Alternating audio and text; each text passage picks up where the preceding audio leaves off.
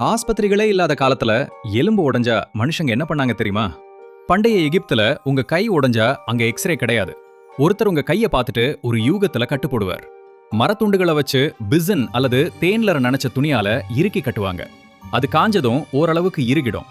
எலும்பு சரியா கூடினா தப்பிச்சிங்க, இல்லனா உங்க கை ஒரு புது டிசைன்ல கோணலாதான் இருக்கும். அடுத்து பண்டைய கிரேக்கம். ஹிப்போகிரட்டிஸ் ஒரு மர பெஞ்ச் செஞ்சாரு. அதுல உங்களை படுக்க வச்சு கை கால்களை கயிறால கட்டுவாங்க.